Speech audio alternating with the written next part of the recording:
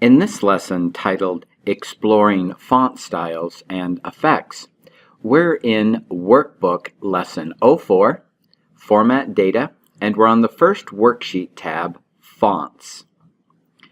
Here we have a table that we've worked with in previous lessons, and we're going to explore what we can do with the Font and Alignment group. You see up above here on the Home tab, we have the Font group and the Alignment group. And for the most part, we'll be working in those. And we may venture outside of that a little bit. But the basic idea is working with fonts and what we can do. Let's start first here with this idea of the font group and these different icons. If you've worked with the other Microsoft products, then you're in luck because they use almost the same identical commands. For instance, if I roll my mouse over here, we see this is bold, italics, and underline. Now this is pretty straightforward. Any cell that you select, you can simply click this and it will toggle on. So you can see it's bold here, and you can toggle it back off. Well, I'm going to toggle it back on. Now I'm going to click away, and you can see that it's no longer highlighted. Now when I click on this cell, you can see it's highlighted. If I was to do italics and underlined as well and click away, you can see that they're no longer highlighted. So a quick way of knowing what attributes have been applied to a font is simply to click on the cell that it's in, and you can look up here and you can quickly see the kind of effects that have been applied to it. I'm going to unselect all of these, and so we're back to just the regular font. Now, this might be a good time to explain a quick way to undo everything. So I may have made this decision and this decision and this decision. Now we can come over here and we also see a fill color and a font color. I'm going to change the font color here and say I want this to be a very dark blue. And I also want a fill color, and let's say I want this yellow here. So I put all of this in the cell. So quite a bit's going on, isn't it? So I've got yellow, I've got this dark blue font, and I have bold, italics, and underline all applied. Now, it might be a little difficult to go in here and uncheck, uncheck, uncheck, and change. Well, we can take everything back to normal state with a simple command right here. It's called clear, and it has a drop-down arrow, which you might always use the drop-down arrow because you want to be careful. We do not want to clear all. That would actually erase the number. But clear formats gets rid of all formats. So let's click on that. This is such a handy command that I like to keep it in my quick access toolbar. So I might come over here and right click on it and say add to quick access toolbar. And so here it is right there. In this case it's white and it's called clear, but it has a drop down with all the same choices. Very handy to have. Well, let's move forward with some more things we can do. Of course, we can select multiple items, and we could decide to bold them and give them a background color. Let's choose a lighter blue here. So very easy to do, and again, very easy to undo. What about some of these equations, like E equals mc squared, or this chemical compound H2O? The 2 here should be superscript. And the 2 here is also superscript. How could we do that? Let's select just the 2. So I'm going to double click to enter the cell, and then I'm going to click and drag over the 2. So only the 2 is selected. And again, remember from a previous lesson that we can also work up here in the formula bar if that's easier for you to select just that 2. So I'm going to select just the 2 right here. And I'm going to come up here and say, where is my subscript and superscript? Well, it's not here per se. It's actually inside of our dialog box. If you remember, these are called dialog box openers. I'm going to click on this. And here we have some other commands that aren't listed in the font and alignment group. And down here we have superscript and subscript and strike through. Let's choose superscript and say OK, and then there we've done it. There's our little 2 right there. I'm going to zoom in a little bit as I work on here. Come over to my zoom bar. Every time I click on this, it will increase by 10%. And then I'm going to use my slider bar to move over. There we go. I can see that a little more clearly. So that's how we do that. So if I wanted to do it again here, I could highlight that. I could click the dialog box opener, or a great shortcut is Control-1. You see the shortcut here listed as Control-Shift-F, but Control-1 also works. I like that one. Control-1. Here's our Format Cells dialog box, and I can choose Superscript and OK. Let's take a look at this case over here where we have strike through.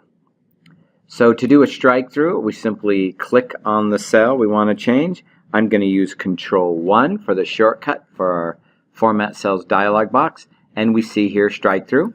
Click on that and say OK. So let's take a look at some easier ways of doing things using a tool called the Format Painter. So first, let's make several changes. Let's decide that we also want this to be yellow, and maybe we also want it to be bold. So we have bold, strike through, and a yellow background, and we decide this is a really useful format. We want to use this several other places.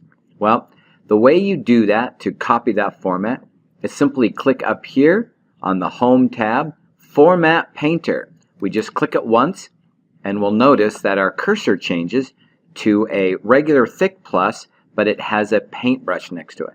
Now, anywhere we click, we'll also get that format. So I'll click right here, and we get that format, and my cursor changes back to normal.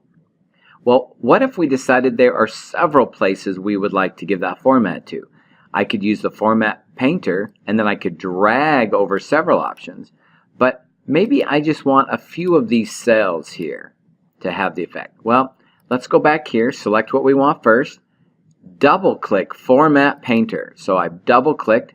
I get the same cursor as before, but this time when I click, I still have the Format Painter. That's because I double-clicked on it. So I can choose here and here and here and here, and I just click as much as I want. Well, to get rid of that, you simply double-click it again, and you're back to a regular cursor. Well, you might be thinking, I've decided I want to undo all of this. Well, you can use Control-Z to undo, and also in your Quick Access toolbar, you have the undo icon here at the very top, and we have a drop-down that will let you sequentially undo as much as you want. It's sequential. I can go all the way back here to the last paste special to undo all of that. But let's go back. I'm going to go to redo and go to these paste specials and put them back in again, because I want to show you something that might happen to you, and that is you might decide that you want to clear the format, as we had talked about earlier. I come over here to clear format, or again to my Quick Access toolbar, and I'll click here and say clear formats. Now notice down below before I click this that we have some percentage signs and we have some commas and some decimals. I say clear formats. What we did was we lost the commas here, we lost the percentage sign here. That's because they had some special formats associated with them that gave them commas and gave them the percentage symbol. So that might not be our best choice. So I'm going to undo, and probably our best choice is to use the undo, or you could also click the kind of formatting you want it to be. Again, double click Format Painter, and you could just clear those by clicking on them. So a couple of things to think about when creating different formats and different ways of undoing it. And remember, it's that Control-1 that will give you your font dialog box opener if you don't want to come up here and click the dialog box opener. One more thing that's important to mention here is something called alignment, and we have an alignment group up here above. I'm going to double click on my Format Painter to get rid of this Format Painter brush. Click, click. I'm back to a normal cursor. Alignment is just what it sounds like. If I click on a name here and I go over to my alignment group, I can go left align, center align, and right align. I'm going to go back to left align. That's normally where we would see text. It would be left aligned. We also have indent, so we can decrease indent or increase indent. I'm going to increase a couple of times, and you can see that that moves over just a little bit each time. Sometimes you might want to say, I want to left align a number, but they're always right aligned. And I go over here to left align, and it doesn't move. It doesn't move because it already has some special formatting associated with it. In this case, it has an accounting format. We see up here in this box up above number. When I click on it, it'll tell me the format. If I click over here on this word Logan, it says it's general. So sometimes there's already some formatting associated with a number or text, and that's why you can't change it. Now, as far as this number is concerned, it is always best for it to be right aligned, but in theory, you could change it to general, and then this left align and right align would take effect. Another useful feature that's part of our alignment group is called orientation. To show that, let's scroll to the very top, and we have some header names up here: name, sales, commission, raise, bonus, etc. I'm going to select all of these, click and drag over them. And up here in our alignment group, almost kind of hidden, is called orientation. And when I click on that little arrow, I can see some different orientations that we can choose from.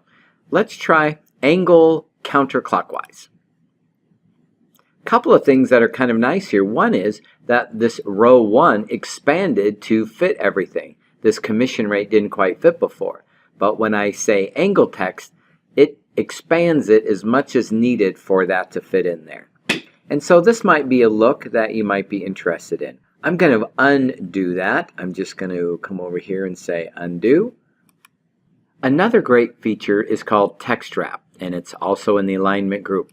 Here we have, as we can see in the formula bar, commission rate. There's no space there, and it doesn't quite fit in there, which is quite common. You type something that doesn't quite fit. In another lesson on adjusting column width and row height, we can talk about adjusting these and to get the size you want by clicking and dragging them over. But in this case, we simply want to stack one on top of the other. These two words we want to text wrap. We can click the text wrap button, and it can do that for us. Now, sometimes it doesn't quite get that right. You have to put a space in there, and you might even need to adjust again your column width to make things work out right. But text wrap is always available for you. Here it's not turned on, but here we do have text wrap turned on. Sometimes if you're having some problem with text wrap and you don't want it, you might need to notice up here whether or not this is highlighted up above here. Right now it's highlighted because we do have text wrap here. We can also force something to be wrapped, and many times you're typing along and you think you can hit enter to add another line like you maybe can do in a word processor. But that doesn't work in Excel. You have to hit Alt Enter if you want a new line. So on this commission here, if I wanted to change this to say total commission, and it doesn't quite fit in there, does it? But I'm going to hit Alt Enter in between these, and it will stack them on top of each other. And then Enter to just return and get out of there. So Alt Enter will force it to go to the next line where you hit Alt Enter. Otherwise, you can try this text wrap. Again, in both cases, you may need to do some adjustment to make it look well. But it's really the only way you can stack. Otherwise, it'll always remain in one line, and it will get cut off if there's something next to it.